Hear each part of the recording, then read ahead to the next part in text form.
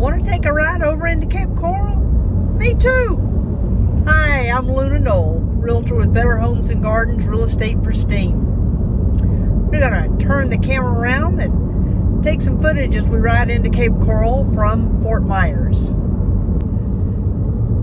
We're leaving Fort Myers now, and we're going to head over the bridge into Cape Coral. There are multiple ways to get into Cape Coral.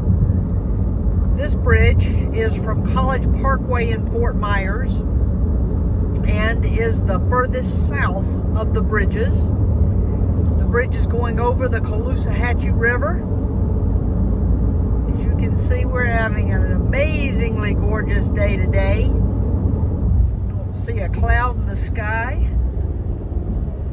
Likely to see some osprey as we go over. You'll see some nests. We do have a couple of different passes. This is a toll bridge, but we have a couple of different passes that make it easier for you. Of course, now during COVID, the booths are not operated, so they either bill you by looking at your license tag or you have one of the passes. So you can use Sun Pass, which is good all over the state of Florida, or you can use Leeway is also good all over the state of Florida.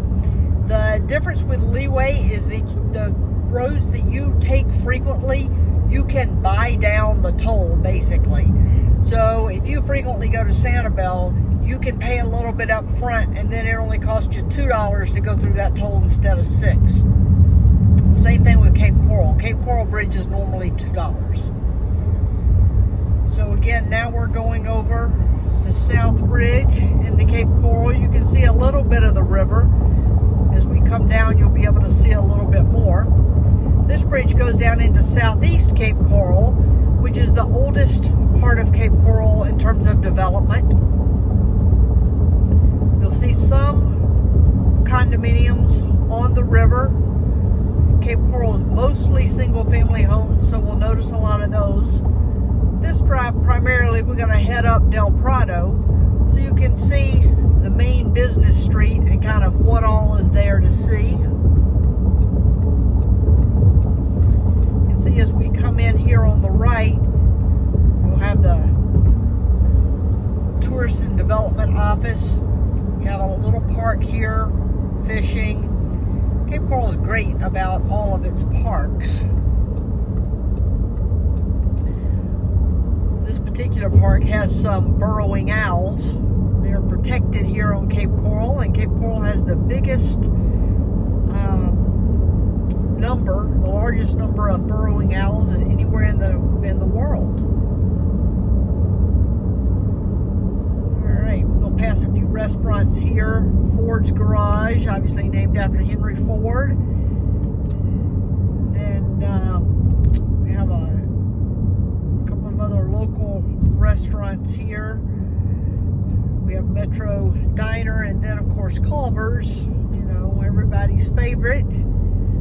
Cape Coral still has fast food restaurants. So now we're turning right onto Del Prado, and we're not at the complete south end, but close to it. We've just come off of Cape Coral Parkway, because College Parkway from Fort Myers turns into Cape Coral Parkway in Cape Coral. And now we're turning right onto Del Prado, which will take us north on Del Prado. Del Prado is probably the single biggest business area from south all the way to the north. And you'll see the businesses as we go along. You'll see obviously some older than the newer ones. Here we're passing on the right, Carriage Cleaners. They're definitely one of the ones that have been around for a while. Still do great business. You'll see obviously we have Waffle House and gas stations like you would expect. We also have a lot of marinas, which you might not would have expected, but Cape Coral has over 400 miles of canals. Yes, 400 miles of canals. That's a lot. And so therefore, some are freshwater, some are Gulf access, but we have a lot of marinas, a lot of ways to service the boats, a lot of things to make it easier. Cape Coral has a boat squadron, which is a wonderful thing to join if you're a boater and you live in the area, because they provide a lot of assistance. They provide training. They can do inspections on your boat. They provide classes on our waterways and where you might have troubles with depth, what it's like high tide versus low tide, because that can be a big thing here. It's also a big deal here if you're looking for Gulf access, to make sure that your Gulf access, if you need it, is sailboat access, because it's not the same thing, right? Sailboat access, you want to make sure you don't have any bridges. You'll see here we're crossing another canal. I don't know if you've noticed, we've already crossed a couple of them.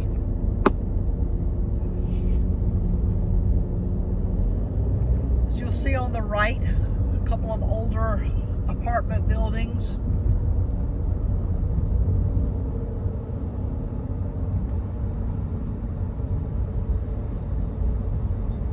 Again, Southeast is definitely the first area really improved or built on or established, and so you'll notice a lot of the buildings are older. You'll also see some that are newer. Perhaps they've torn something down, or perhaps used an area of land that had not been developed.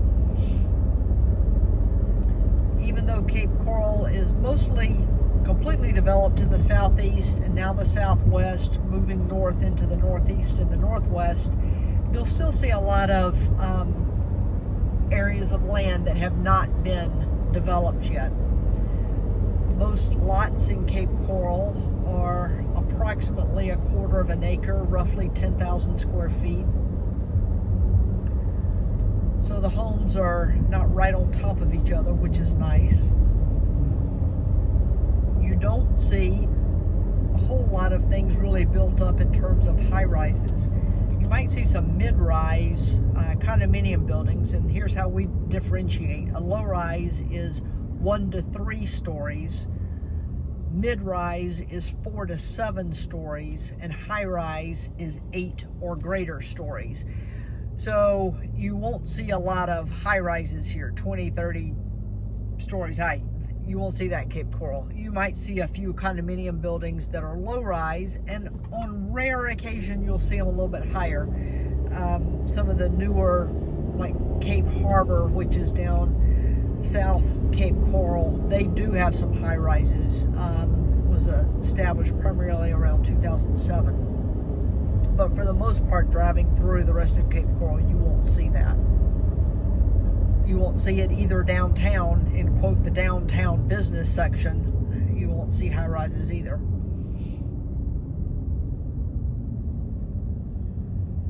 You will also see a lot of landscaping trucks.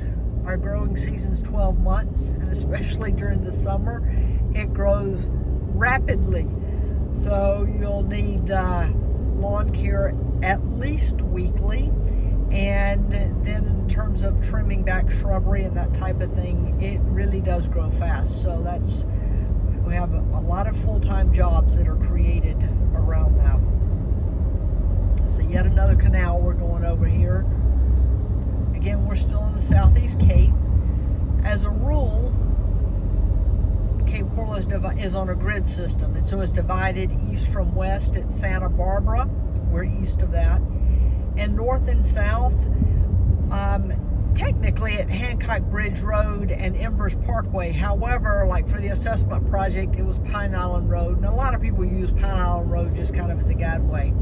We're still south of that, so we're definitely in southeast Cape Coral. We're now passing under what on the Cape Coral side is Veterans Parkway. On the Fort Myers side would be Colonial Boulevard, and this is called the Midpoint Bridge. So we came across on the South Bridge. This is the Midpoint Bridge in terms of crossing over from Fort Myers into Cape Coral. Technically, Cape Coral is west and north of Fort Myers.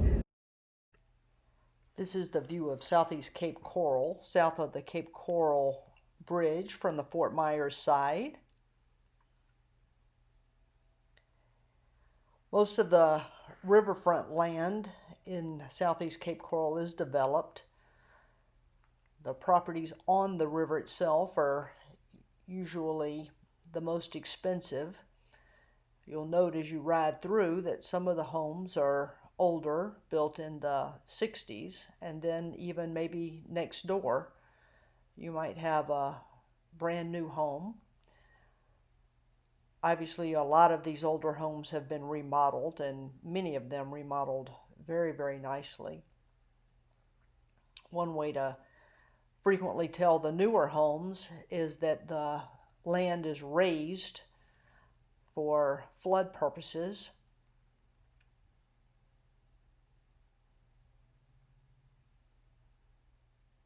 One of the nice things about the older homes in this older section too are the mature trees and the mature landscape. Of course, our growing season is 12 months out of the year, so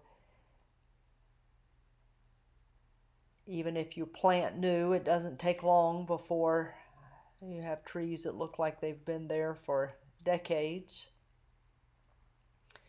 You can tell too as we drive through that if one side of the street is waterfront and the other isn't, you might have much larger homes on one side of the street than you do on the other. So we have this vacant lot up here. You can see coming in that to the right, those are waterfront homes. And the more waterfront they are on the river, usually as a rule, the more expensive they are. Occasionally you'll have some condominiums or apartments scattered throughout.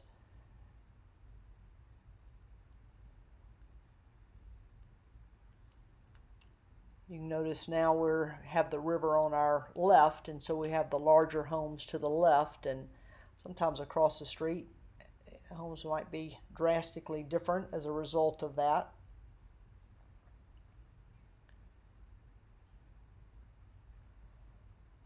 So these homes on the river are very nice and much larger, whereas here across the street they're smaller and a little bit older.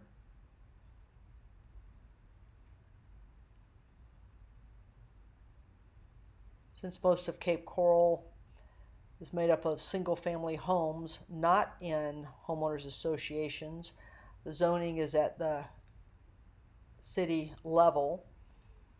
And for the most part, that works really well. Most people like it because they have the freedom to do what they want. And as you can tell, most people keep their homes up very nicely.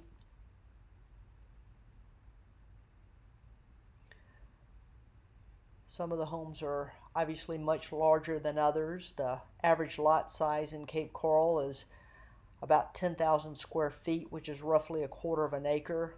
It's a nice view there through to the river, and you can see how much wider it is over to Fort Myers. But you can tell that some of these homes too are more than the standard quarter-acre lot. Some of them might be 2 or sometimes even 3 lots next to each other.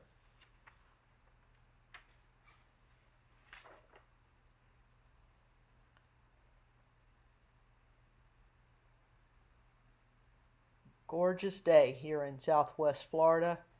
Beautiful day for a drive and to show you around.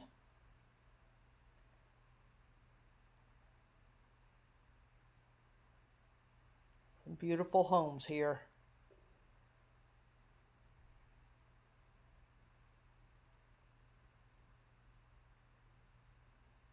Some newer than others, but still mighty nice. If you like this video, you might enjoy another of my Cape Coral driving tours. Please subscribe to my channel if you haven't already, so you don't miss any of my weekly videos on Southwest Florida. And thanks for watching. Look forward to seeing you next time.